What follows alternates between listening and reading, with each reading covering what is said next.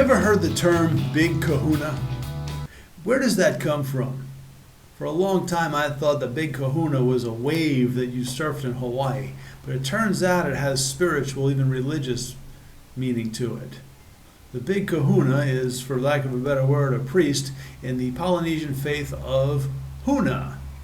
With that in mind, you might be thinking, well, today's Spotlight on America must be somewhere in Hawaii. No, I'm afraid not. Today we're going to spotlight the place where I bought the book that I learned what I know about the faith of Huna. Everything I learned comes from this book called Mastering Your Hidden Self. And I bought this book in a bookstore in today's Spotlight, Flagstaff, Arizona. When I was a kid, we took a family vacation out to Phoenix for 4th of July. It was over 100 degrees every day. It probably hit about 120. Brutal!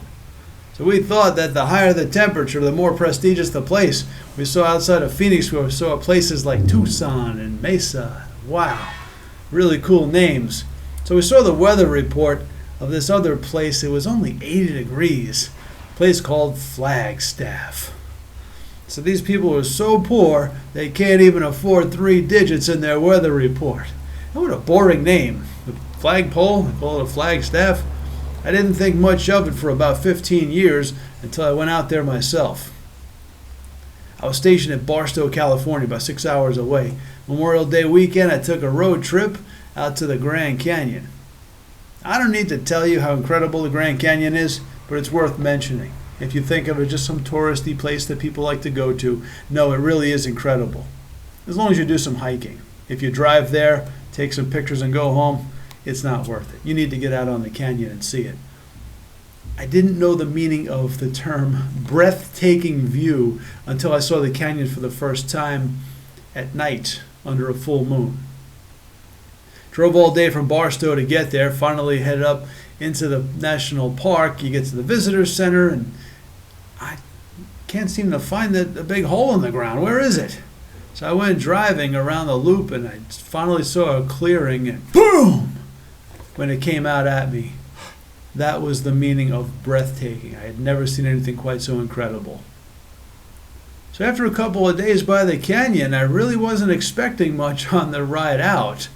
On the way up, I stopped at Williams, Arizona and turned up north, but on the way back, I hit up Flagstaff, not expecting much, but the town was incredible.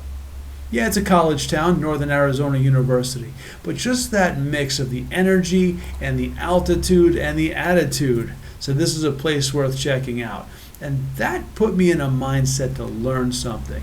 So when I hit the bookstore, this one jumped out at me. One, because it's very thin, but it has spiritual matters outside of traditional Western religions that I grew up on. And yeah, it's true, it's written by some granola white guy named Serge Kahili King. I think Kahili is a name he gave himself. But it's a great introduction to the doctrine of Huna. I bought the book and went straight back to my hotel, which was the Inn Suites and Hotels right on Route 66, and I wrote down on the back of this piece of paper, need my glasses for this, the world is what you think it is. There are no limits. Energy flows where attention goes. Now is the moment of power. To love is to be happy with. All power comes from within. Effectiveness is the measure of truth. Bless the present, trust yourself, expect the best. I need to read that a whole lot more on this solopreneur journey.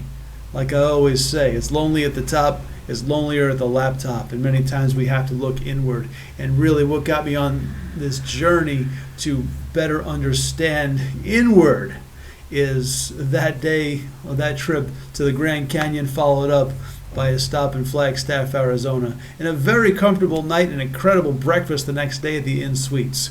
This summer, I'm taking a 30-day trip on Amtrak with a rail pass to see the United States, and I've got a little dilemma.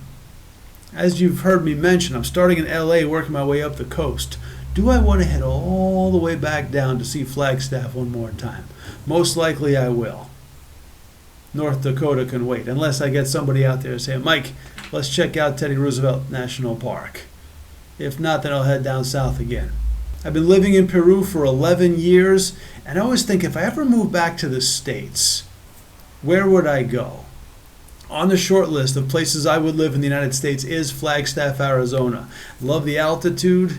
It's right between the Grand Canyon and Sedona. It's on a highway and a train line, a little far from an international airport. That might not serve my purposes, but Flagstaff, Arizona really is a special place. So if you're in Flagstaff now, you want to convince me to stop by this summer, now's the time to do it.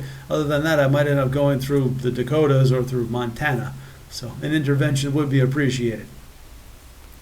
This is your Spotlight in America. I apologize for being a day late with this. I got lots of excuses and you probably don't want to hear them.